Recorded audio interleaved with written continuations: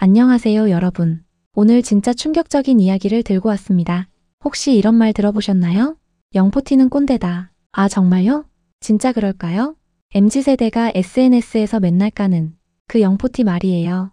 과연 그들이 정말 민폐 덩어리일까요? 아니면 우리가 놓친 숨겨진 진실이 있는 걸까요? 오늘 이 영상 끝까지 보시면 여러분 세계관이 완전히 바뀔 겁니다. 아니, 진짜로요. 제가 장담합니다. 1990년대 IMF 지옥 때 누가 이 나라를 구했는지 아세요? 2020년대 지금 현재 누가 가장 개고생하고 있는지 아세요? 놀랍게도 답은 같습니다. 바로 지금의 영포티들이에요. 그런데 왜 하필 이들만 문매를 맞고 있는 걸까요? 정말 이상하지 않나요? 혹시 우리가 속고 있는 건 아닐까요? 오늘 그 충격적인 진실을 낱낱이 파헤쳐 보겠습니다. 준비되셨나요? 그럼 지금부터 시작해보죠. 자, 그럼 팩트체크부터 확실하게 해보겠습니다. 먼저 충격적인 통계 보시죠. 2023년 세대 갈등 조사 결과 40대 호감도가 최하위권입니다. 20대가 보는 40대 인식, 부정적이 무려 71%. 와, 이거 진짜 심각하네요. 거의 재앙 수준 아닌가요? SNS만 봐도 알 수 있죠. 영포티 조롱이 대세예요. 아재 개그로 분위기 망치는 아저씨, 회식 때 혼수 두는 꼰대 상사, 카톡 이모티콘 헷갈려하는 아빠, 이런 식으로 묘사되고 있어요. 보기만 해도 민망하죠? 유튜브에서는 더 가관이에요. 영포티 놀림 영상이 인기 컨텐츠, 조회수 수백만 개씩 찍으면서 신나게 웃음거리가 되고 있어요. 댓글창은 정말 가혹합니다. 꼰대는 사라져라. 시대착오적이다. 변화에 적응 못한다. 이런 악플들이 쏟아져요. 정말 보기 안 좋을 정도로. 온라인 커뮤니티도 마찬가지. 영포티 까는 글이 베스트에 올라가요. 직장에서도 상황은 비슷해요. MZ세대 직원들 사이에서 40대 상사는 골칫거리 취급, 디지털 활용 능력 떨어진다고, 업무 방식이 구식이라고, 소통이 안 된다고 불평해요. 그런데 잠깐만요. 이게 정말 전부일까요? 한 세대 전체를 이렇게 매도해버리는 게 맞나요? 뭔가 이상하지 않나요? 우리 부모님 세대인데 혹시 우리가 놓치고 있는 중요한 뭔가가 있는 건 아닐까요? 과연 영포티는 정말 시대착오적 꼰대일까요? 아니면 우리 사회가 만들어낸 억울한 희생양일까요? 지금부터 그 놀라운 미스터리를 함께 풀어보시죠. 여러분도 분명 깜짝 놀라실 거예요. 정말 상상도 못했던 진실이 기다리고 있으니까요. 그리고 마지막에는 여러분 마음이 뭉클해질 거예요. 1990년대로 시간여행 떠나볼까요? 그때 정말 대단한 일이 있었거든요. IMF 외환위기가 터졌습니다. 나라가 진짜 망할 뻔했어요. 온 국민이 금 모으기 운동하고 기업들이 줄줄이 도산하고 실업률이 하늘 높이 치솟았죠. 그때 누가 가장 앞장섰을까요? 바로 지금의 영포티들이었어요. 당시 20대 30대였던 이들이 말 그대로 목숨 걸고 일했어요. 공장에서 밤샘 근무는 기본이고 휴일 없이 일주일 내내 뛰었어요. 그때 이들의 별명 아세요? 산업역군이라고 불렸어요. 진짜 멋있지 않나요? 지금은 꼰대 소리 듣지만 그 시절에는 나라의 기둥 자랑스러운 세대였거든요. IMF 극복하고 나서도 마찬가지였어요. 2000년대 초반 경제 성장의 주역이었죠. 닷컴 버블 터져도 버텼고 각종 금융위기와도 견뎠어요. 묵묵히 자기 자리 지키면서 가정도 책임졌거든요. 아이들 교육비 벌려고 새벽부터 밤늦게까지 일했어요. 부모님 병원비도 책임지고 집 대출금도 갚아가면서 말이죠. 정말 슈퍼맨들 아니었나요? 어떻게 이 모든 걸 해냈을까요? 워라벨이라는 말도 없던 시절 그냥 일이 전부였어요.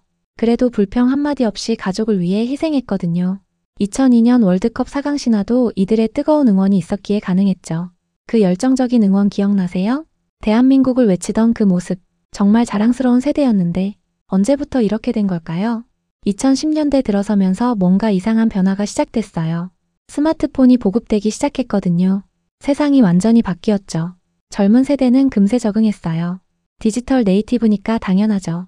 하지만 40대는 좀 달랐어요. 새로운 기술이 낯설었거든요. 카카오톡 쓰는 것도 어색하고 스마트폰 기능도 헷갈렸어요. 그러니까 뭐라고 불렸게요? 디지털 꼰대. 아, 이거 진짜 억울하지 않나요? 평생 일만 하다가 갑자기 이런 소리. 더 웃긴 건 회식 문화예요. 예전엔 정말 좋은 문화였거든요. 상사와 부하 직원이 술 한잔하면서 인간적인 정을 나누고 서로를 이해하는 시간이었어요. 어려운 얘기도 털어놓고 고민 상담도 해주고 그런 따뜻한 소통의 장이었죠. 그런데 언제부터인가 회식이 갑질로 둔갑했어요. 강제 참여라고 하고 불합리한 문화라고 하고 꼰대들의 자기만족이라고 해요. 아, 이거 진짜 황당하네요. 선의가 악의로 바뀐 거예요. 아재 개그도 마찬가지죠. 딱딱한 분위기 좀 풀어보려고 나름 유머 감각 발휘한 건데 이상한 개그 센스라고 까이고 오글거린다고 놀림받아요. 분위기 파악 못한다고 비난받고 정말 뭘 해도 욕먹는 진퇴양난 상황이 된 거죠. 페이스북 댓글도 웃기죠. 정성스럽게 길게 써놓으면 꼰대 감성이라고 비웃어요. 카톡 이모티콘 잘못 쓰면 아재력 폭발이라고 조롱하고 프로필 사진만 봐도 웃음거리가 돼요. 아, 정말 가혹하지 않나요? 언제부터 이렇게 된 걸까요? 자, 여기서 폭탄 선언 나갑니다. 여러분 정말 놀라실 거예요. 진짜 이유는 꼰대가 되어서가 절대 아닙니다. 그럼 뭘까요? 바로 이겁니다. 영포티가 시대 변화의 첫 번째 희생양이 됐기 때문이에요. 무슨 말이냐고요? 자세히 설명해 드릴게요. 디지털 전환이 언제 본격화됐는지 아세요? 바로 이들이 40대가 되면서부터예요. 가장 바쁠 나이에 말이죠. 20대, 30대는 자연스럽게 적응했지만 40대는 적응할 시간이 없었어요. 왜냐고요? 애들 교육비 벌어야 하고 부모님 병원비 대야 하고 집 대출금 갚아야 하니까요. 그러니까 새로운 기술 배울 여유가 전혀 없었던 거예요. 이게 과연 그들 잘못인가요? 절대 아니죠. 더 충격적인 건 이거예요. 경제 위기 때마다 가장 먼저 잘리는 게 40대라는 사실. IMF 때도 그랬고 리먼 브러더스 때도 그랬고 코로나 때도 마찬가지였어요. 왜 하필 40대일까요? 연봉이 높아서? 그것도 있지만 더 큰 이유가 있어요. 바로 사회에서 가장 많은 책임을 지고 있는 세대라서예요. 가정에서는 가장 역할하고 직장에서는 중간관리직하고 부모님 부양까지 책임져야 해요. 그러니까 함부로 반발하기 어려운 거예요. 젊은 세대처럼 때려치우고 다른 직장 갈 수도 없고 기성세대처럼 여유롭게 은퇴 준비할 수도 없고 진짜 진퇴양난인 거죠. 이런 상황을 아는 사회가 이들을 어떻게 대했을까요? 더욱 충격적인 사실을 알려드릴게요. 이들은 사실 구조적 피해자예요. 무슨 말이냐고요? AI 시대가 오면서 가장 큰 타격을 받은 게 바로 40대거든요. 그들의 전문성이 하루아침에 무용지물이 됐어요. 평생 쌓아온 경험과 노하우가 컴퓨터 프로그램으로 대체됐죠. 그런데도 적응해야 했어요. 가족 부양해야 하니까요. 정말 대단하지 않나요? 이런 극한 상황에서도 버티고 있어요. 하지만 사회는 뭐라고 했나요? 변화에 적응 못하는 꼰대. 아, 이거 정말 말도 안 되잖아요? 누가 이런 환경 만들어놨는데. 더 가관인 건 언론이에요.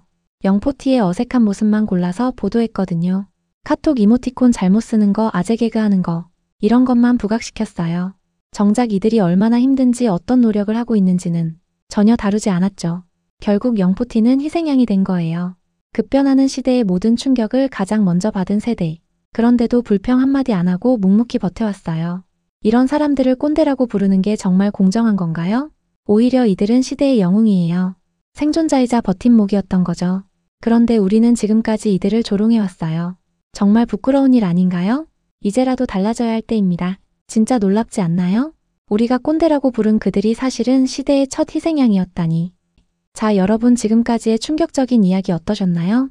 혹시 주변의 영포티들을 꼰대라며 웃어넘기고 있진 않으신가요? 이제 좀 다르게 보이시죠?